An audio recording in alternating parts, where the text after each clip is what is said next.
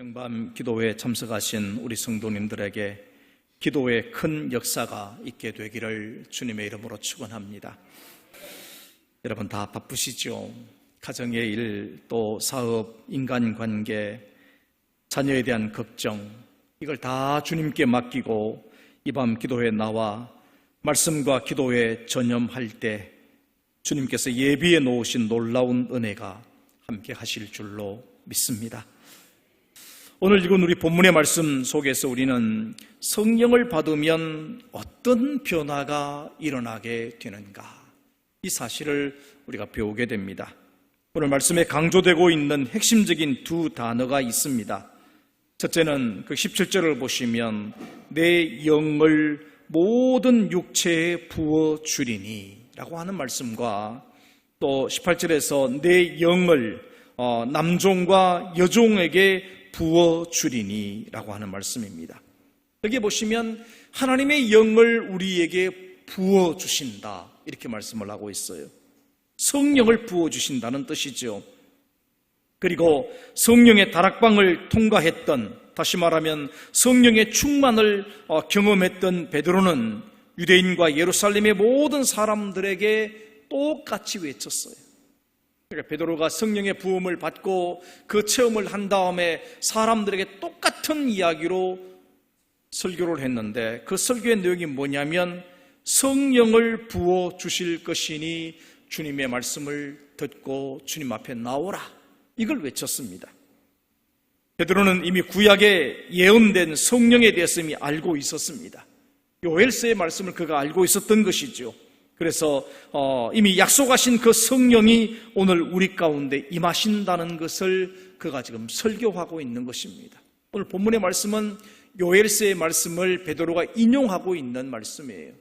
우리 원문을 한번 읽어봅니다. 요엘서 2장 28절 이하를 같이 한번 읽어보도록 하겠습니다. 그 후에 내가 내 영을 만민에게 부어주리니 너희 자녀들이 장래 일을 말할 것이며 너희 늙은이는 꿈을 꾸며 너희 젊은이는 이상을 볼 것이며 그때 내가 또 내 영을 남종과 여종에게 부어줄 것이며 이적을 하늘과 땅에 베풀리니 곧 피와 불과 연기 기둥이라. 여호와의 크고 두려운 날이 이르기 전에 해가 어두워지고 달이 핏빛같이 변하려니와 누구든지 여호와의 이름을 부르는 자는 구원을 얻으리니 이는 나 여호와의 말대로 시온산과 예루살렘에서 피할 자가 있을 것이며 남은 자 중에 나 여호와의 부름을 받을 자가 있을 것임이니라. 아멘. 이미 이것은 요엘 선지자가 예언을 해 두었습니다. 근데 베드로는 지금 성령의 강림의 사건을 무엇으로 보냐면 주님의 말씀의 약속이기도 하지만 이미 요엘 선지자를 통해서 하나님이 약속하신 그 성령을 지금 우리에게 부어주셨다, 이 고백을 하고 있는 것입니다. 오늘 이 말씀이 우리에게 주는 교훈이 무엇입니까? 첫 번째는 모든 사람은 성령의 부어주심으로만 참된 삶을 살아가는 존재가 될 수 있다는 말씀입니다. 여러분, 성령이 우리 가운데 부어져야 우리가 참된 삶을 살아갈 수 있습니다. 여러분, 창세기를 한번 떠올려 보십시다. 창세기 1장과 2장은 좀 다르게 나와 있죠. 1장에서는 하나님이 말씀으로 사람을 창조하신 걸로 되어 있지만 2장을 보면 흙으로 사람을 빚으시고 어떻게 하셨습니까? 사람이 되었습니까? 아직 생명이 되지 못했어요. 그 코에 하나님께서 생기를 불어넣어 주시니 생명이 된지라, 이렇게 되어 있습니다. 그러니까 인간은 처음부터 하나님의 영을 받은 존재예요. 하나님의 영이 우리 속에 들어와서 우리가 참된 사람이 된 것입니다. 그런데 우리가 범죄함으로 인해서 하나님의 영이 우리 가운데서 더 이상 머물지 못하게 된 것이죠. 다시금 그 하나님의 영이 우리 가운데 임해야 우리가 참된 삶을, 바른 어떤 사람의 삶을 살아갈 수 있다, 이렇게 말씀을 하고 있는 것입니다. 그러니까 하나님의 성령의 역사가 있지 않으면 우리가 살아있긴 있지만 단지 진흙 같은 삶을 사는 것입니다. 진흙에 불과해요. 하나님의 영이 우리 가운데 임하셔야 우리가 정말 참 존재로서 참 삶을 살아가는 그런 사람이 될 수 있다고 말씀해 놓고 있는 것입니다. 그뿐만이 아닙니다. 사람이 성령을 받으면 모든 자연 만물도 아름다운 모습으로 변화됩니다. 놀라운 일이죠. 여러분, 창세기 말씀을 한번 떠올려 보십시오. 하나님이 사람을 창조하신 다음에 맡겨두신 일이 뭡니까? 이 자연 만물을 다스리고 관리하고, 그치요? 아름답게 만들라고 임무를 주셨는데 사람이 성령을 잃어버리니까 이 자연을 함부로 파괴하고 제멋대로 사용하지 않습니까? 오늘 우리 인류가 안고 있는 이 재앙이 어디에서 왔다고 생각하십니까? 저는 적어도 사람이 참으로 사람답지 살지 못하기 때문에 이 자연 만물의 재앙이 온 것입니다. 정말 그럴까요? 말씀을 한번 읽어보십시다. 이사야 32장 15절 이하의 말씀을 같이 읽습니다. 마침내 위에서부터 영을 우리에게 부어주시리니 광야가 아름다운 밭이 되며 아름다운 밭을 숲으로 여기게 되리라. 그때 정의가 광야에 거하며 공의가 아름다운 밭에 거하리니 공의의 열매는 화평이요 공의의 결과는 영원한 평안과 안전이라. 아멘. 이미 구약의 이사야 선지자도 말합니다. 이렇게 세상이 황무해지고 세상의 자연이 이렇게 힘들어지는 것은 결국은 사람에게 하나님의 영이 임하지 않았기 때문이다. 오늘 우리 자연 재앙을 사람들이 다 인정하잖아요. 뭐라고 이야기합니까? 우리가 자연을 너무 함부로 오염시키고 훼손하고 자연의 참된 질서를 깨뜨리기 때문에 이 자연이 위험에 처했다, 이렇게 말합니다. 다시 말하면 오늘 우리가 하나님의 성령을 받고 하나님의 능력 가운데서 참 삶을 살아가면 이 자연과 사람이 함께 살아가는 그런 세상이 되는 것입니다. 그러니까 오늘 우리에게 주어진 사명이 엄청나게 큰 것이죠. 막중합니다. 성령의 사람들에게 주어진 책임이 크다는 것입니다. 오늘 우리에게 하나님의 성령이 부어졌을 때 우리는 하나님의 거룩하신 뜻을 모든 곳에서 나타나게 되는 것입니다. 오늘 이 밤에 여러분들 가운데 성령을 부어주심으로 삶의 모든 영역에 하나님의 놀라운 축복이 임하기를 주님의 이름으로 축원합니다. 우리들을 통해서 모든 자연 만물에게도 회복의 역사가 일어나게 되기를 주님의 이름으로 축원합니다. 두 번째는요, 주님은 성령을 통해서 비전의 공동체를 만들기를 원하십니다. 베드로가 전하고 있는 이 설교의 내용을 자세히 보시면 성령의 부어주심의 대상이 있습니다. 누구에게 성령을 부어주시는가? 오늘 말씀을 보시면 뭐라고 되어 있습니까? 모든 육체에 부어주신다 그랬습니다. 우리 17절의 말씀을 다시 한번 같이 읽겠습니다. 하나님이 말씀하시기를 말세 내가 네 영을 모든 육체에 부어주리니 너희의 자녀들은 예언할 것이요 너희의 젊은이들은 환상을 보고 너희의 늙은이들은 꿈을 꾸리라. 아멘. 여러분, 마지막 때 말세, 여러분, 우리가 마지막 때 말세라고 말하니까 세상 끝나는 날이라고 생각하지 마십시오. 우린 성경을 오해하고 있습니다. 성경 원문의 뜻을 자세히 연구하고 살펴보니까 이 마지막 때 말세라고 하는 말이 무슨 말인 거냐면 주님의 때를 가리킵니다. 우리는 너무 종말론에 빠져 있어요. 마치 내일 주님이 재림하실 거니까 오늘 모든 걸 제껴놓고 뭘 해야 된다, 이렇게 생각하는 종말론자들도 있었습니다. 근데 오해한 거예요. 성경을 너무 문자적으로 해석을 한 것입니다. 마지막 때에 그러니까 세상 끝나는 날이라고 생각하는데 그것이 아니고 이 마지막 때의 원래 원문의 뜻은 뭐냐면 주님의 때입니다. 주님이 일하시는 때를 말하는 것입니다. 그러니까 주님이 일하시는 그때는 다시 말하면 메시아의 시대죠. 주님의 시대. 그 시대에 하나님이 성령을 부어주시는데 자기 종들에게 하나님의 영을 부어주신다, 이렇게 말씀을 하시고 있는 것입니다. 더군다나 이 하나님의 성령은 유대인들만이 아니라 구별 없이 만민 중에서 자기의 종들에게 영을 부어주신다 말씀하십니다. 하나님의 성령의 부으심은 여러분 차별이 없습니다. 차별이 없어요. 빈부귀천, 남녀노소, 가리지 않고 모든 육체에 부어주셔서 예언과 환상과 꿈을 꾸는 그런 공동체를 만들기를 원하십니다. 여러분, 여기서 말하고 있는 예언, 환상, 이 꿈이라는 말은요, 하나님의 비전을 상징적으로 뜻하는 말입니다. 좀 다른 말로 말하면 하나님의 뜻과 하나님의 계획을 말하고 있는 것이에요. 그러니까 우리 자녀들이든지 젊은 사람이든지 늙은 사람이든지 모두에게 하나님의 뜻을 부어주신다는 것입니다. 하나님의 뜻을 보게 하신다는 거예요. 그래서 비전 공동체, 다시 말하면 하나님의 뜻을 이루는 공동체가 되게 하신다. 이게 베드로의 설교의 핵심입니다. 여러분, 로마서 3장 22절 말씀을 같이 한번 읽어봅니다.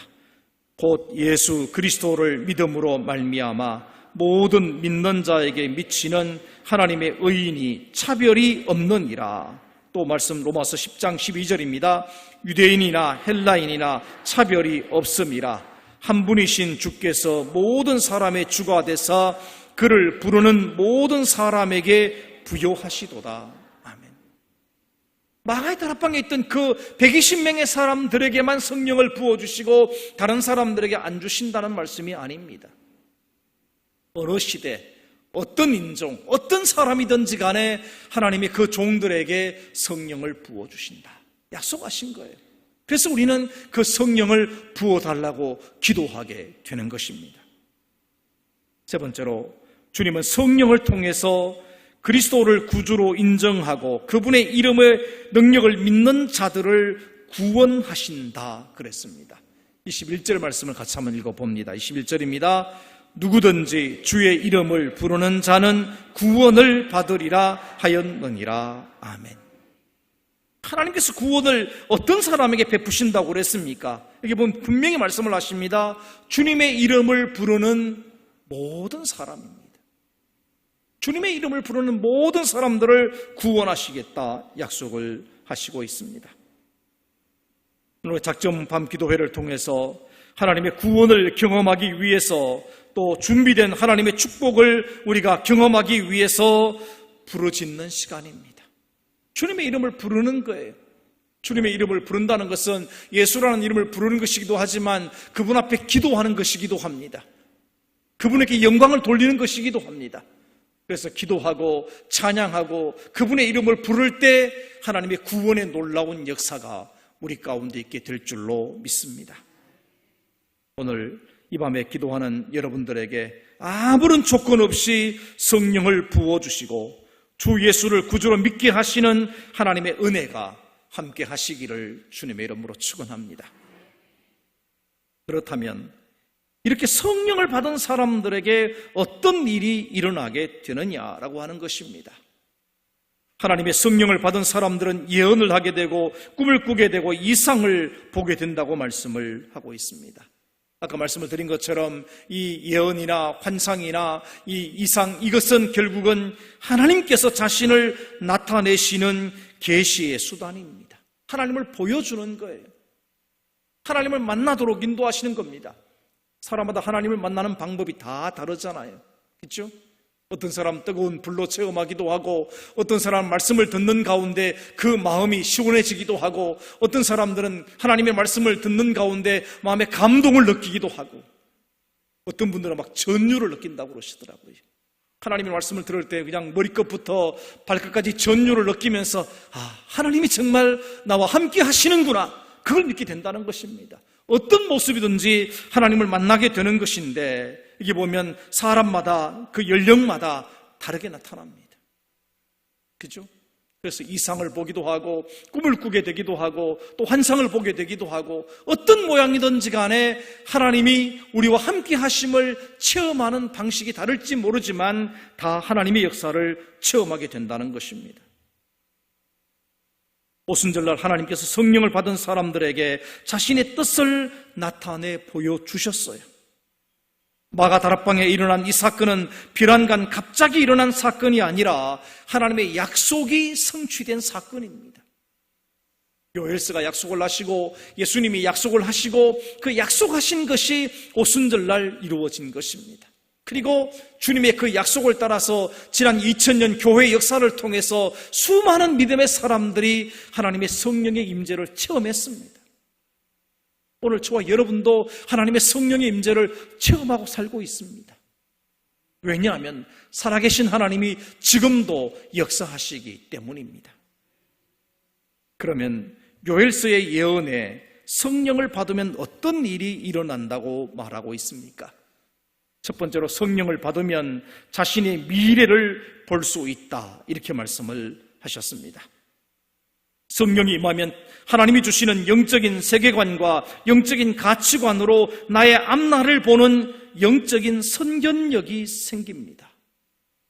여러분, 제자 요한이 요한계시록을 보면 7교회를 말하면서 한결같이 교회들에게 공통적으로 했던 말씀이 하나 있습니다. 이런 말씀이 있어요. 성령이 교회들에게 하시는 말씀을 들을지어다. 무슨 말입니까? 성령이 교회들의 미래에 대해서 하시는 말씀을 들을지어다. 똑같은 말씀입니다. 다시 말하면 하나님의 성령이 우리에게 임하시면 우리의 미래를 볼 수 있게 됩니다. 여러분, 미래를 본다는 것은 무슨 뜻인지 분명히 알아야 됩니다. 내가 앞으로 어떤 일을 할 건지, 또 어떤 삶을 살 건지 무당이 점을 치듯이 보여주는 그것을 의미하지 않습니다. 여러분, 미래를 보여준다고 하는 것이 무슨 말인고 하면 하나님의 뜻이 무엇인지, 하나님이 나를 통해 원하시는 삶이 무엇인지를 알게 해주시는 것입니다. 여러분, 각자에게 주어진 재능이 있어요. 어떤 사람들은 뭘 만들거나 또 어떤 것을 새롭게 발명해내는 재능이 있다면 그 재능을 가지고 어떻게 살아가야 하나님의 뜻을 이루는 것인지를 깨닫게 해주시는 거예요. 문학적인 재능이 있다면 어떤 글을 써야 사람들에게 감동을 주고 하나님의 뜻을 나타낼는지 그 마음을 주신다는 겁니다. 그러니까 다시 말하면 단지 구체적으로 너는 뭘 해야 된다, 이런 이야기가 아니라 하나님이 나에게 주신 재능을 가지고 어떻게 해야만 하나님이 기뻐하는 삶을 살게 될는지를 알게 해 주신다는 거예요. 그게 뭐냐면 미래를 알게 해 준다는 것입니다. 성령 하나님은 나와 동행하시며 내가 가야 할 길을 가르쳐 주시고 인도하시기 때문에 성령을 받게 되면 바른 길을 갈 수 있습니다. 고린도전서 2장 13절의 말씀을 같이 한번 읽어봅니다. 우리가 이것을 말하거니와 사람의 지혜가 가르친 말로 아니하고 오직 성령께서 가르치신 것으로 하니 영적인 일은 영적인 것으로 분별하느니라. 아멘. 하나님의 뜻이 어디 있는가? 나를 향한 하나님의 뜻이 어디 있는가? 그런 확신이 들지 않을 때 여러분이 해야 될 일이 있다면 기도하는 일입니다. 하나님의 성령이 내 안에 오셔서 정말 내가 확신을 가지고 살아가야 할 삶의 방향을 이끌어달라고 기도하셔야 돼요. 그때 여러분 마음속에 강하게 감동이 오고 하나님의 인도하심이 있으면 순종해서 살아가면 되는 것입니다. 그런 삶은 실패가 없습니다. 그렇게 살아가면 열매를 맺게 되어 있습니다. 여러분, 신령한 미래의 삶을 원한다면 우리 성령의 가르침과 성령의 인도하심을 받아야 됩니다. 그러니까 성령을 받으면 우리 자신의 미래를 알 수 있게 됩니다. 내가 어떻게 사는 것이 하나님의 영광을 위한 삶이 될 것인가 확신하게 되는 것이죠. 두 번째로 성령을 받으면 꿈을 갖게 됩니다. 여러분, 성령을 받은 사람은 꿈이 있습니다. 여러분, 꿈이 있다는 말은 희망이나 소망이 있다는 것입니다. 여러분, 그냥 지나간 밤에 온갖 뭐라고 그럽니까? 기와집을 수천 번 지었다가 무너뜨리는 그런 꿈이 아닙니다. 여기서 말하는 꿈은 그런 꿈이 아니라 그건 미래에 대한 소망이고 비전이에요. 희망이나 소망입니다. 가장 불행한 사람은 꿈을 잃어버린 사람이고 꿈을 꾸지 않는 사람입니다. 꿈을 꿔야 돼요. 여러분의 인생에 대한 꿈을 꿔야 되고 내가 어떻게 하나님께 쓰임받을지를 꿈꿔야 되는데 그 꿈을 누가 주시는가 하면 하나님이 우리에게 주신다는 거예요. 사도행전 4장 13절을 보면 아주 재미있는 말이 있습니다. 사람들이 놀랐어요. 누가 놀랐냐면 바리새인과 제사장들이 깜짝 놀랐습니다. 이렇게 말합니다. 베드로를 말해서 평소에 그가 학문 없는 범인이라고 생각했는데 이렇게 말을 했습니다. 다시 말하면 베드로는 공부를 많이 하지 않는 그냥 보통 평범한 그냥 일반적인 사람이라고 생각을 했는데 막 구약 성경을 이야기를 하고 하나님 나라의 비밀을 막 이야기하니까 깜짝 놀란 것이죠. 깜짝 놀란 것이죠. 근데 그렇게 된 것이 왜 되었습니까? 그는 고기 잡는 어부였지만 예수님을 따라다니면서 그의 마음속에 꿈과 비전이 생긴 게예요. 성령이 임할 때 그의 마음속에 어떤 비전이 생깁니까? 하나님의 이 구원의 놀라운 복음을 많은 사람들에게, 모든 사람에게 전해야 되겠다고 하는 희망과 꿈이 그 속에 가득 차게 된 것입니다. 그러면서 그가 들은 말씀들을 성령이 생각나게 해주시고 그 말씀을 바탕으로 그는 복음을 전하기 시작했고 심지어는 바리새인과 제사장들도 깜짝 놀라게 되었다는 것이죠. 여러분, 다락방을 우리는 통과해야 됩니다. 이 다락방이 어떤 다락방입니까? 성령 임재의 다락방을 여러분 다 지나셔야 돼요. 여러분 모두 다가 성령의 다락방을 다 경험하셔야 됩니다. 경험하지 않고서는 우리가 이전과는 전혀 다른 삶을 살아갈 수가 없어요. 성령의 다락방을 경험해야 정말 꿈이 있고 희망이 있는 사람으로 변하게 되는 줄 믿습니다. 베드로전서 1장 12절의 말씀을 같이 한번 읽겠습니다. 이 섬긴 바가 자기를 위한 것이 아니요 너희를 위한 것임이 계시로 알게 되었으니 이것은 하늘로부터 보내신 성령을 힘입어 복음을 전하는 자들로 이제 너희에게 알린 것이요 천사들도 살펴보기를 원하는 것이라. 아멘. 베드로는 분명히 말합니다. 내가 이렇게 된 것은 하나님의 성령이 내 안에 임해서 내가 정말 해야 할 일이 무엇인가를 성령께서 알려주셨다. 그래서 내가 이 일을 하는 것이다. 이렇게 지금 분명히 말씀을 하고 있습니다. 오늘 여러분 꿈이 없다면 아직 성령 체험을 하지 못한 것입니다. 여러분 꿈이 잘못되었다면 이제라도 여러분 성령이 주시는 꿈을 볼 수 있어야 됩니다. 여러분 정말 하나님의 성령에 감동되면 여러분이 어떤 삶을 살아가야 되는지 그 꿈이 보입니다. 그 꿈이 보여요. 꿈이 보여야 됩니다. 혹시 내 앞으로 남아있는 생애가 10년이 될지 20년이 될지 30년이 될지 모르지만 어떻게 살아야 될지 모르겠다라고 생각한다면 여러분 문제 있습니다. 그냥 되는 대로 살다가 하나님 부르면 가면 되겠지 그렇게 생각하지 마십시오. 앞으로 몇 년을 살든지 간에 하나님께서 나에게 원하시는 꿈이 무엇인가를 찾아내셔야 돼요. 그것을 위해 기도하셔야 됩니다. 그리고 확신을 가지고 여러분 그 꿈을 향해 살아갈 수 있어야 됩니다. 세 번째로 성령을 받으면 비전을 보게 됩니다. 여러분 비전 그러죠. 참 많은 사람들이 비전을 이야기하는데 비전이라는 말이 무엇일까? 참 설명하기 어렵습니다. 한마디로 말하면. 그러나 굳이 설명을 해본다면 이런 것입니다. 나를 통해 이루기를 원하시는 하나님의 뜻, 그게 비전이에요. 내가 하나님을 위해서 뭘 하고 싶은 일이 비전이 아니고요. 하나님이 나를 통해서 이루시기를 원하시는 어떤 일, 그게 비전입니다. 그러니까 비전은 여러분이 만드시는 게 아닙니다. 비전이 내가 하나님을 위해서 뭘 하겠다, 이게 비전이 아니고 하나님이 내 마음속에 심어주시는 그 일이 비전이에요. 다시 말하면 하나님이 내 마음을 감동해서 너는 이렇게 사는 것이 좋겠다, 강한 감동이 오면 그게 여러분의 비전입니다. 그러니까 우리가 하나님의 비전을 받아야 돼요. 하나님의 비전이 뭔지 알아야 됩니다. 나를 통해서 이루시기를 원하시는 하나님의 뜻이 무엇인가를 분명하게 깨달아야 됩니다. 그래야 우리가 힘 있는 삶을 살 수 있어요. 사도들이 목숨을 내어놓고 살아간 이유가 무엇입니까? 특히 여러분 바울이 뭐라고 그럽니까? 예루살렘으로 가면 거기 가서는 고난과 아픔과 고통이 있을 것인데 그래도 나는 간다. 내가 주님의 뜻을 이루는 일을 위해서라면 내 생명의 위협도 전혀 두렵지 않다. 왜입니까? 하나님의 비전을 위해서 살겠다고 하는 분명한 확신이 있기 때문에 그렇기 때문에 그는 자기 목숨을 내어놓고 예루살렘으로 가고 거기서 체포되었지만 걱정하지 않고 그는 끝까지 복음을 전하는 사람이 된 것이거든요. 여러분, 그것이 비전입니다. 누가복음 12장 12절의 말씀을 같이 한번 읽어보십시다. 마땅히 할 말 성령이 곧 그때에 너희에게 가르치시리라 하시니라.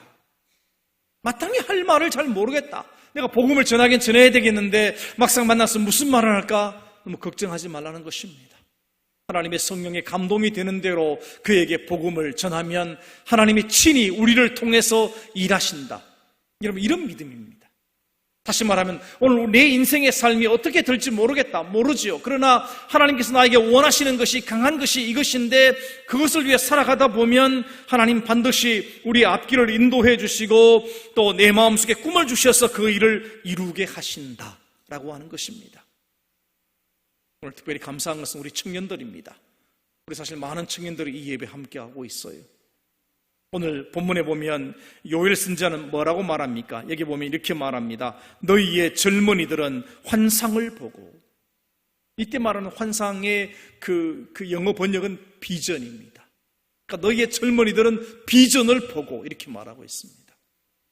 젊은 시절에 내 인생을 과연 어떤 일에 투자할 건가?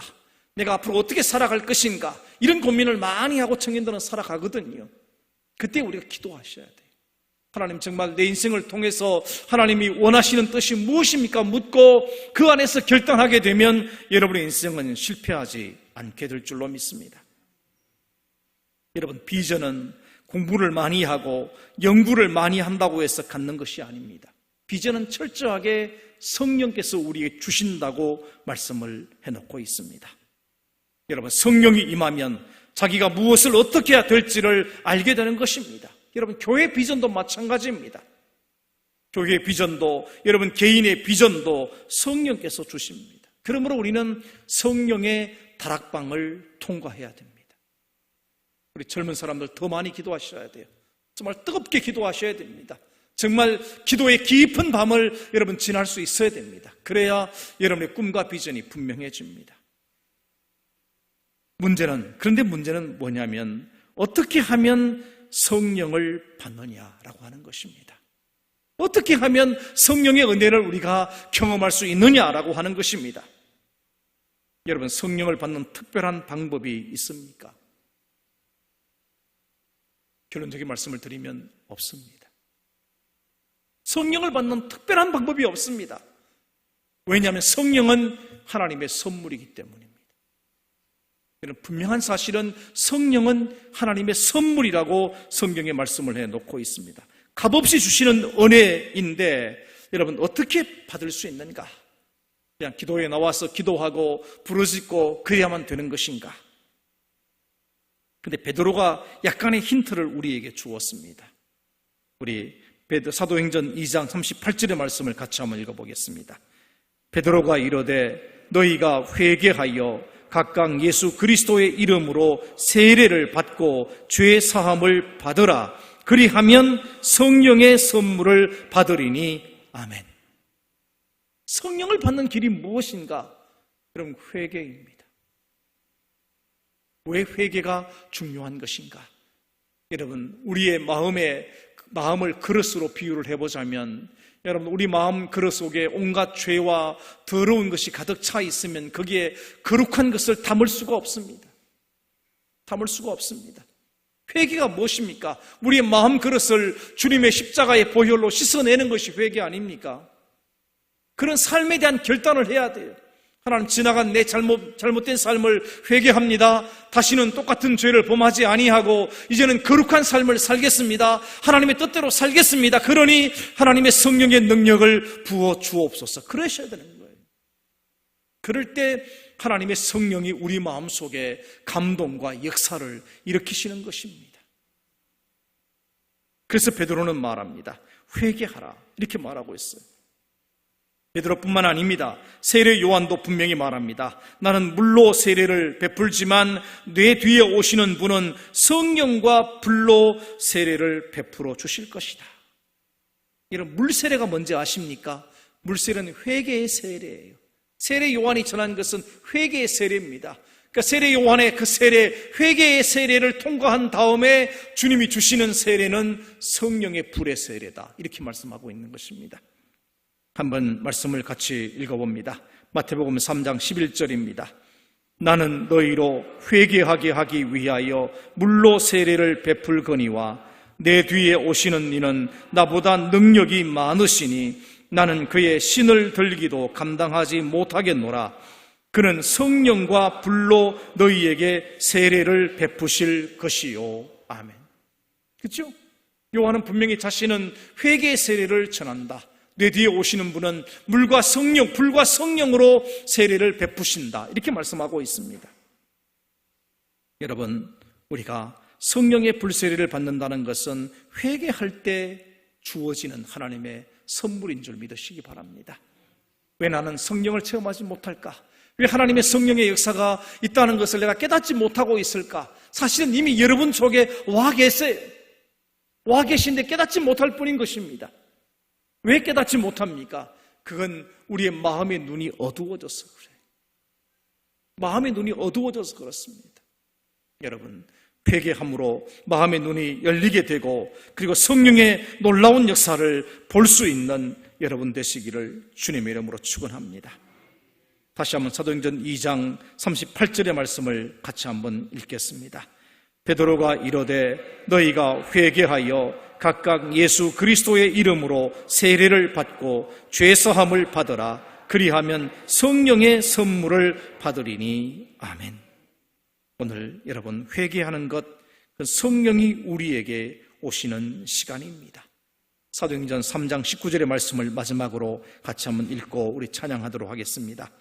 그러므로 너희가 회개하고 돌이켜 너희 죄 없이 함을 받으라. 이같이 하면 새롭게 되는 날이 주 앞으로부터 이를 것이요. 아멘. 분명히 말씀하십니다. 회개하고 돌이켜 죄 없이 함을 받으라. 이같이 하면 새롭게 되는 날이 주 앞으로부터 이를 것이다. 오늘 이 밤에 여러분들의 성령을 사모하십시다. 사모하되 우리의 마음을 먼저 돌아보면서 회개하시고 그러면서 그 회개 가운데 성령이 오셔서 나의 미래를 보고 꿈을 꾸게 하고 비전을 주시는 하나님의 역사를 경험하는 이 밤이 되기를 원합니다. 우리 함께 찬양하고 기도하겠습니다.